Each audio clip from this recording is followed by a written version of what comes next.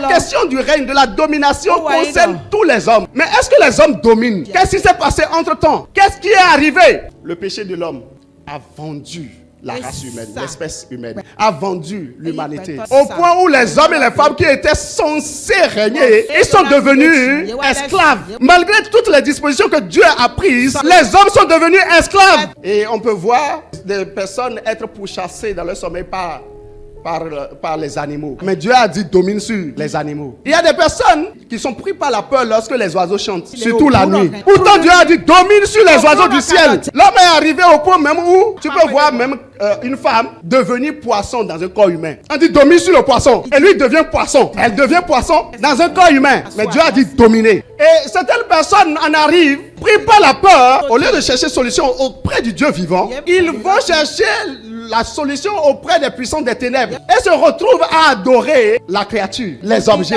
C'est parce que l'homme, la race humaine a été vendue et est devenue esclave du péché, esclave de la mort, esclave de la peur, esclave de la pauvreté, de la maladie. Et quand quelqu'un se démarque et il vient à Dieu, il se précipite et commence par faire des demandes à Dieu, adresser des demandes à Dieu. Dieu donne-moi. Vous savez, Dieu n'est même pas prêt à nous donner la paix, la joie, la justice en premier lieu. Pourquoi? Parce que celui qui nous a volé la royauté, celui sous qui l'homme est devenu esclave, celui à cause de qui les hommes sont devenus esclaves, il est encore là sur la terre. Jésus l'a appelé le prince de ce monde. Et ailleurs, il est écrit que le monde entier est sous la puissance du malin. Au cas où tu l'ignores, celui-là, avant même que tu ne naisses, il s'est spécialisé dans 3 domaines. Il s'est spécialisé dans le vol. Il s'est spécialisé dans la destruction. Il s'est spécialisé dans le meurtre. Jean 10:10. Le voleur ne vient que dérober, voler, détruire, égorger. Il est là.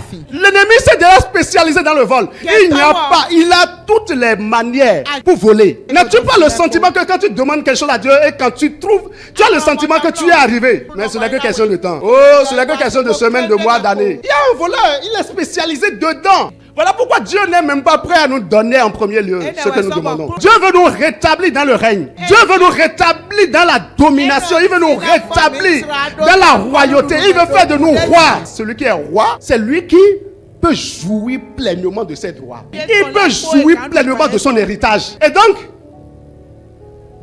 dans ce processus, qu'est-ce que Dieu va faire? Dieu va révéler un secret pour devenir roi. Dieu va choisir son peuple, un peuple appelé Israël. Et au travers de Moïse, il va révéler un secret pour devenir roi. Allons rapidement dans Deutéronome 17, verset 15. Moïse va parler à ce peuple. Et Moïse va dire, un jour viendra et tu voudras choisir un roi. Tu voudras prendre un roi à ta tête. Et il dit, tu mettras un roi que choisira l'Éternel ton Dieu. C'est l'Éternel, c'est Dieu qui choisit le roi. Mais le peuple a dit, mais comment est-ce qu'on saura que c'est l'Éternel qui a choisi? Et il va continuer en disant, tu prendras un roi du milieu de tes frères.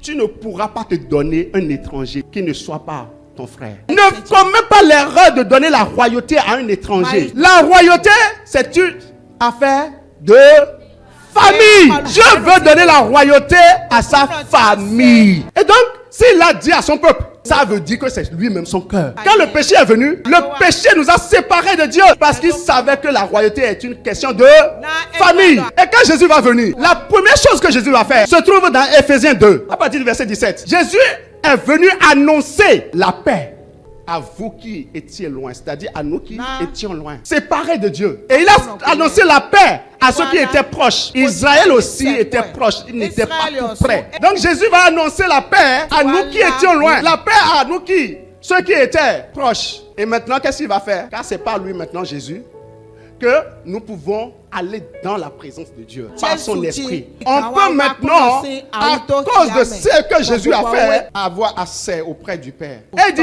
c'est à partir de ce moment-là que nous ne sommes plus étrangers, mais nous devenons concitoyens des saints. Les gens de la maison de Dieu. Une autre version dit, gens de la famille de Dieu. C'est une question de famille. Et donc, Jésus, quand il est venu avec un message. Quand Jésus est venu, pendant qu'il était dans la boue du péché, quand Jésus est allé le chercher, Jésus l'a amené auprès du Père. Éphésiens 2 dit que Jésus l'a amené où? auprès du Père. Et Jésus dit, je veux que Thierry, il fasse partie de notre famille. Les anges ont regardé, les anges ont dit, quoi? Le prince là, il sait ce qu'il dit. Jésus ne s'est pas occupé d'eux. Jésus, il s'adressait juste au Père. Il dit, Père, c'est vrai qu'il n'est rien. C'est vrai qu'il est pécheur. Mais c'est à cause de lui que je suis mort. C'est à cause de lui que j'ai versé mon sang. C'est à cause de lui que je me suis donné. Alors quand il va dire ça, allons dans 1 Corinthiens 1 verset 30. Quelque chose va se passer. Je prends ceci pour représenter Thierry. Le Père a pris Thierry et le Père va faire quelque chose. Dans 1 Corinthiens 1 verset 30, il est écrit, or, c'est pas lui, parlant de Dieu, c'est pas lui que nous sommes en Jésus-Christ. C'est-à-dire, Dieu va prendre Thierry et dire, Jésus, toi, tu es sans tache. Dieu va prendre Thierry et Dieu va mettre Thierry. Oh, Jésus. Mais Thierry, tu es où? Il est en Jésus. Il est en Jésus. Et le passage dit, de par Dieu, lequel de par Dieu a été fait pour nous sagesse. C'est-à-dire Jésus, Dieu a fait de lui notre sagesse. Une fois que Thierry s'est retrouvé en Jésus, Jésus est devenu la sagesse de Thierry. Il a fait de lui sa justice. Il a fait de lui sa sanctification. Une autre version dit Dieu l'a incorporé en Jésus. Une prophétie venait de s'accomplir. Cette prophétie se trouve dans Somme 68. Cette prophétie disait, tu es monté dans les hauteurs, tu as emmené des captifs, tu as pris en don des hommes. Et désormais, même les rebelles vont habiter aussi près de Dieu. Quand il est monté, Jésus va monter avec lui. Et quand il se retrouve dans les cieux, les anges, les 24 vieillards, devant la sagesse de Dieu, ils ont entonné un cantique nouveau à la gloire de Jésus. Et ils ont dit, le lion de la tribu de Juda, le rejeton de David, il est digne de prendre le livre et de l'ouvrir le sceau par ton sang. Les hommes de toute tribu, de toute langue, de tout peuple et de toute nation. Et tu as fait d'eux un royaume et des sacrificateurs. Et ils règneront sur la terre. Ils règneront sur la terre. Je te dis, la royauté c'est une affaire de eux. La royauté c'est une affaire de famille. Et cette famille, c'est elle qui est encore appelée le corps de Christ. Et ailleurs, il est écrit qu'il est la tête du corps. À partir du moment où la tête règne, le corps aussi, la main aussi, la taille aussi. Nous nous sommes retrouvés dans la famille par grâce.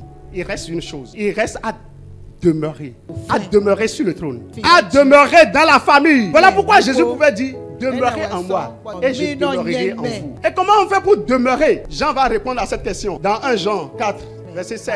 Pour demeurer, retournez à ce qui s'est passé pour que vous arriviez là. Et Jean va dire, nous avons connu ton amour et nous y avons cru. C'est ton amour qui nous a amenés là. Parce que nous avons reconnu ton amour. Nous avons cru en cet amour que nous sommes maintenant de cette famille. Et il va dire, Dieu est amour. Et celui qui demeure dans l'amour demeure en Dieu. Mais l'obstacle n'est toujours pas levé. Comment on peut aimer quelqu'un qu'on n'a jamais vu, du moins en étant dans ce corps mortel, qui dit, personne n'a jamais vu Dieu. Si nous nous aimons les uns les autres, Dieu demeure en... Dieu dit, on ne peut pas dire qu'on aime celui qui est invisible. Il faut aimer ce qui est visible. C'est pour ça que j'ai fait venir ma soeur, mon frère, et vous êtes ensemble dans une famille appelée Impassante Chrétienne.